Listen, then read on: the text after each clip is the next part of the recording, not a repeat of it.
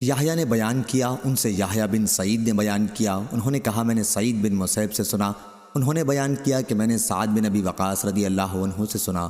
وہ بیان کرتے تھے کہ غزوہ احد کے موقع پر رسول اللہ صلی اللہ علیہ وسلم نے میری ہمت افزائی کے لیے اپنے والد اور والدہ دونوں کو جمع فرمایا کہ میرے ماں باپ تم پر فدا ہوں۔ صحیح بخاری حدیث نمبر 4056۔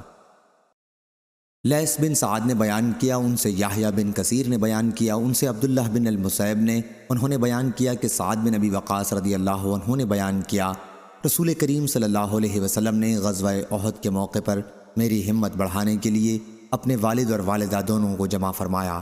ان کی مراد آپ صلی اللہ علیہ وسلم کے اس ارشاد سے تھی جو آپ نے اس وقت فرمایا تھا جب وہ جنگ کر رہے تھے کہ میرے ماں باپ تم پر قربان ہوں۔ صحیح بخاری حدیث نمبر 4057۔ ابو نعیم نے بیان کیا، کہا ہم سے مسعر نے بیان کیا، ان سے سعد نے، ان سے ابن شداد نے بیان کیا، انہوں نے حضرت علی رضی اللہ عنہ سے سنا۔ وہ بیان کرتے تھے کہ حضرت سعد رضی اللہ عنہ کے سوا میں نے نبی کریم صلی اللہ علیہ وسلم سے نہیں سنا کہ آپ صلی اللہ علیہ وسلم اس کے لیے دعا میں ماں باپ دونوں کو بائیں طور جمع کر رہے ہوں۔ صحیح بخاری حدیث نمبر 4058۔